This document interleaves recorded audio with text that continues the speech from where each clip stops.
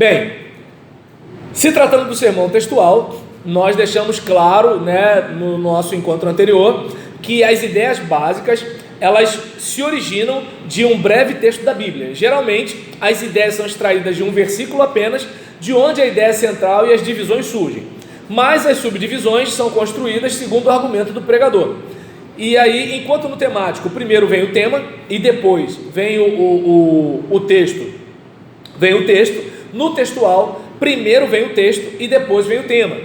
O pregador escolhe um versículo. No caso, o exemplo que a gente tinha dado era de João 14,6, que define a ideia central.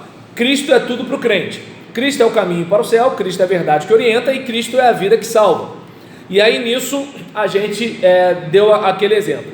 E aqui um sermão que eu preparei a partir de Eclesiastes capítulo 16, enquanto meu filho puxava a roupa, jogava no chão e fazia aquele negócio, Gisele tomando banho, vai lá e tal, e eu nervoso para preparar o negócio, para vir para cá, aquela coisa toda, mas a gente saiu e Deus falou comigo através do sermão que eu elaborei, ou eu de repente quis que Deus falasse comigo, e o tema do sermão foi seja gentil consigo mesmo, baseado em Eclesiastes 7,16, onde se diz o seguinte: não sejas excessivamente justo, nem demasiadamente sábio, por que destruir-se a si mesmo? A ideia central: adote uma postura equilibrada diante do que deve fazer, do que precisa evitar, do que você é obrigado a saber e do que pode ignorar. A tese ou proposição: corremos o risco de sermos desumanos e errarmos muito na busca pela perfeição se não formos equilibrados e humildes, para admitir que a inflexibilidade pode nos prejudicar e deteriorar os nossos relacionamentos. É aquela pessoa que ela é tão correta, que perde mulher, perde filho, perde ministério, perde trabalho, perde emprego, perde funcionário, de tão correta que ela é. Sim. Eu passei por uma situação dessa há pouco tempo no trabalho, por causa de uma pessoa. Você que era o correto ou era aquela correta? A pessoa, ela cometeu um deslize muito grave, severo, e queria dar uma punição severa sobre ele, dependia da minha posição. Foi difícil. E você foi flexível. Questionaram a minha fé, mas você não é cristão, as coisas não têm que ser de forma certa. Eu falei assim, mas está escrito na palavra que se tiver no meu poder de perdoar, eu posso perdoar essa pessoa está perdoada. Então, por causa dessa decisão, essa pessoa não foi mandada embora por essa causa. E me questionaram os irmãos, alguns irmãos de outras jurisdições eclesiásticas, como você está aqui, me questionaram a questão da justiça. Eu falei assim, eu não estou passando a mão na cabeça dele pelo que ele está errado, está errado. Ele está errado. Eu estou usando de misericórdia com ele. Mas é. Porque eu não estou olhando para ele, eu estou olhando para a família dele. Aí onde eu falei para o cabeça, o gerente, eu falei assim, ó, se depender de mim, ele está perdoado, pode deixar para lá. Agora, a decisão fica com vocês. Aí, graças a Deus, é isso. Mas é. Porque é aquele caso, né? A justiça. A questão de não ser justo demais, nem justo isso. demais. Porque a justiça é o que a gente merece, né? E a misericórdia é quando Deus nos poupa do que a gente merece, e a graça é quando Ele dá mais do que o que a gente merece. Posso acontecer com o irmão? Baseado no que o irmão está falando? Porque o juízo será sem misericórdia sobre aqueles que não fazem misericórdia. E a misericórdia triunfa sobre o juízo. Tiago. Forte, né? Tiago. Forte. Foi essa palavra que me veio quando eu fui ao banheiro orar lá, antes de ir lá falar com o gerente. Aí foi essa palavra aí que me veio. Tá vendo? Gilberto nem sabia. E então, observem bem o seguinte, né? A questão, agora trazendo para o seu trato consigo, né? Oi. A Mariana quer falar, Mariana. Por quê, cara? Fala. Como alguém que acabou perdendo.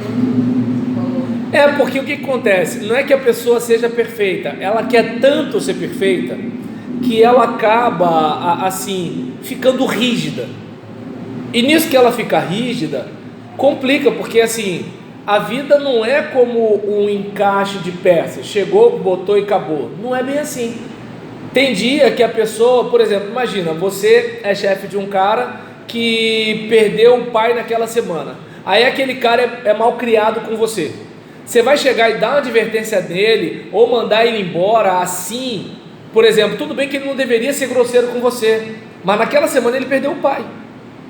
Então, assim, não é uma coisa muito simples. Claro, vai ter gente que vai mandar embora, só que essa mesma pessoa, ela vai ficar num desgaste com os demais colegas de trabalho, e se bobear, até o superior dela vai ficar de olho nela, porque vai perceber, pô, esse fulano aí, assim, ele é um cara sem coração, então, se ele puder me jantar, ele me janta também. Então, é um negócio que, assim, quando você se comporta comigo, você está mostrando para as outras pessoas quem você é.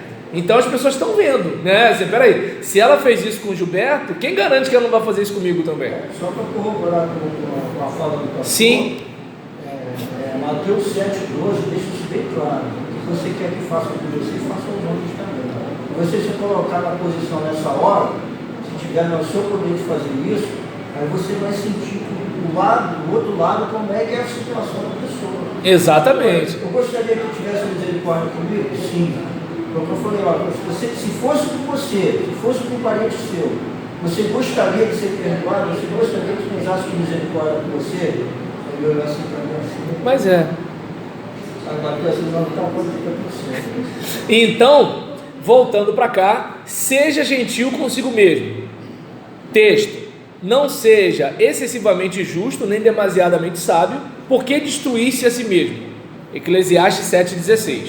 E aí, a ideia central, pelo que eu observei, que você precisa adotar uma postura equilibrada diante do que deve fazer. Você tem um dever, e do que precisa evitar, do que você é obrigado a saber, e do que pode ignorar.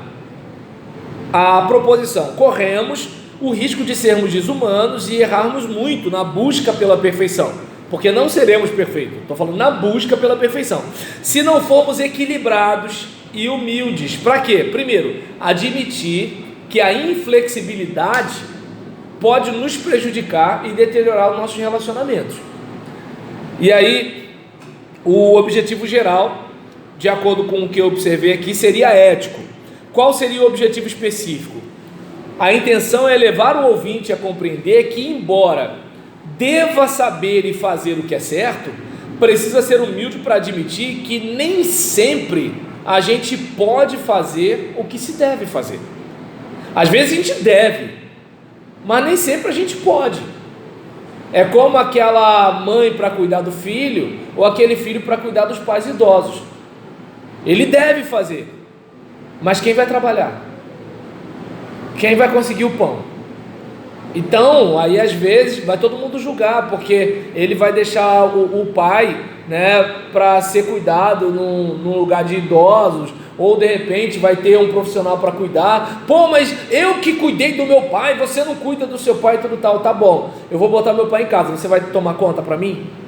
Né? Então às vezes você deve, só que você não pode o suficiente. Se você for fazer, quem vai estar na retaguarda para botar o pão em casa? Aí vai você e seu pai idoso passar a privação de remédio, comida, casa e um monte de coisa. Então, às vezes, nem sempre. Vou pegar um exemplo simples, né? É aquele caso: chegou um cara para matar a minha filha se escondeu debaixo da cama. Eu, como crente, não posso mentir, eu devo falar a verdade. Agora, numa situação como essa, seria complicado para mim, né? Por exemplo, eu menti, meu Deus, pequei contra Deus. Tá bom, eu falei a verdade. Como é que eu vou viver os meus próximos 20 anos? Então, eu não sei se dá para perceber que não é simples você ser rígido num posicionamento. E aí, vindo para cá, mais uma vez, seja gentil consigo mesmo. Todos nós vivemos sob algum tipo de pressão, todos nós. Somos cobrados em casa, no trabalho, nos estudos e até no ministério. As pessoas esperam algo de nós e nos cobramos muito por isso. É como aquele caso, né? Por exemplo, eu sou pastor, aí de repente eu entendo que minha esposa tem que estar em todos os cultos comigo. Às vezes ela está doente, às vezes ela está passando mal, às vezes, sei lá, qualquer coisa. Não, você tem que ir. Ou seja, já não é mais aquela coisa prazerosa. o pastor falou, desculpa. Não, esquenta não, o tempo eu já não vou nem me cobrar. Esse fato, quando se deu esse fato, o irmão que questionou a minha posição, aí vieram os outros e falaram comigo, vem cá da sua igreja, eu falei assim, posso fazer uma observação em cima da sua pergunta? Eu falei assim, o membro da igreja não reflete a visão do líder nem da congregação dele. Isso é uma opinião pessoal dele. Então respeito a opinião pessoal dele. Porque perguntaram assim, me coloquei para na mesma igreja que eu. Eu falei assim, não é questão de congregação, é questão de posição pessoal.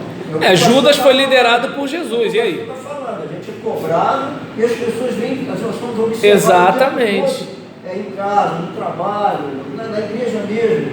E se a gente não conseguisse colocar na posição do outro, parar um pouquinho para fazer aquilo que Jesus falou, aquilo que quer que você faça com você, você também faça com os homens. Se você não tiver um apurado da situação daquela pessoa, você não vai poder externar alguma opinião ou o que seja em relação à postura daquela pessoa. Exatamente. Difícil.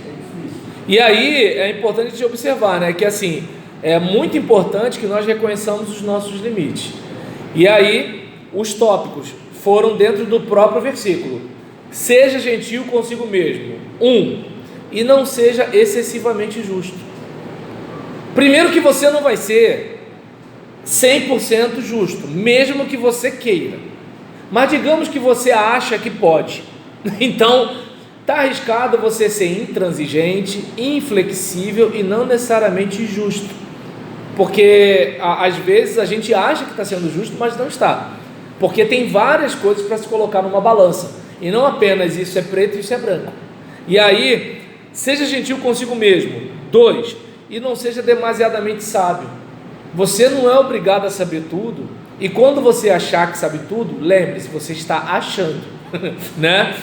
E 3, seja gentil consigo mesmo para não se destruir. Porque senão vai chegar uma hora que você vai cobrar tanto de si além do que você pode. E você vai cobrar muito dos outros além do que os outros podem. E nessa brincadeira você vai acabar sendo injusto, né? Você vai acabar sendo cruel. Você vai acabar quebrando como pessoa, porque você vai cobrar de si aquilo que de repente você não pode dar. E o corpo vai dizer o seguinte: ou você muda ou a gente morre. E antes da gente morrer, eu vou te dar um pouco de prejuízo. Entendeu? Então, aí a gente conclui que Deus lhe ajude a ser equilibrado diante do que deve fazer. O seu dever é o seu dever, mas também do que precisa evitar. Tem coisa que você tem que evitar, mas às vezes você vai ter dificuldade. Do que você é obrigado a saber, mas também do que você pode ignorar. Imagina se de repente eu sei quem matou fulano de tal, quem matou Odete Reutemann. Eu sei quem matou. Sim, mas agora o que vai acontecer comigo, com meu filho, com meu pai? E aí, como é que vai ser? Porque é muito simples alguém dizer para mim: é só contar. Não é você. Entende como é que é o negócio? Então são situações que a gente precisa estar observando, né? Até que ponto, né, a gente tem que saber tudo e até que ponto a gente pode ignorar alguma coisa. Eu pelo menos entendo, né, que tem coisa que é melhor eu não saber, né? Porque quanto menos eu souber, menos eu me complico. Sim. Infelizmente eu vivi essa experiência na família, perdi meu irmão justamente por causa desse posicionamento. Entendi. Eu trabalhava na área de segurança, eu conversei muito com ele, mas ele era uma pessoa muito rígida. Aquilo que ele julgava ser certo. Eu estou entendendo. Dentro do padrão, eu perdi meu irmão. Porque a gente vive num mundo caído, né? Então eu lembro muito daquela passagem quando Joabe não respeitava a liderança de Davi, porque Joabe era um líder consolidado e Davi era um rei recém-empossado. E aí aquele negócio, né? Você é oficial, mas tem o cabo velho. E aí o que acontece é que aquela pessoa, porque ela tem mais vivência naquela área, ela tenta controlar você. E aí quando Joabe faz aquela covardia com Abner, não sei quantos lembram da leitura, e aí nisso Davi fala: é aquele caso, embora rei ungido, eu ainda sou fraco. Mas quando Davi está perto de morrer, ele conversa com Salomão: aplica uma disciplina nesse cara aí, porque ele não foi legal. Ou seja, houve um momento em que Joabe pôde ser punido, mas naquele momento de início de reinado, Davi não podia. Devia, como rei devia, mas não podia. Joabe tinha um exército. Joabe era um líder consolidado. Joabe tinha seus irmãos na liderança. Davi tinha unção. Mas se a unção não fosse reconhecida? Não sei se deu para entender. A vida como ela é, gente. Eu queria que fosse tudo maravilhoso, né? Que assim, você hoje é o líder da juventude e os jovens vão fazer assim, não. Vai ter gente que vai testar a sua liderança. Vai ter pai que vai botar as mãos na cadeira para você. Vai ter um monte de situação. Às vezes o pastor vai querer comprar o teu barulho, mas não dá porque tem uma panela fechada contra ele. Coisas da vida. Mas eu sou o líder dos jovens. Mas é o seguinte, se você não for flexível, você vai quebrar, né? E aí a gente fecha, né? Já que a gente abriu o parênteses na conclusão, né? Agora a gente fecha o parênteses e vamos concluir, né? Afinal, todos nós precisamos ser humildes para admitir que nem sempre nós e as pessoas com quem nos relacionamos podemos fazer o que devemos, e a gente tem que ser humilde para aceitar isso, né? E aí a gente agora vai para os positivos para a gente encerrar e lanchar.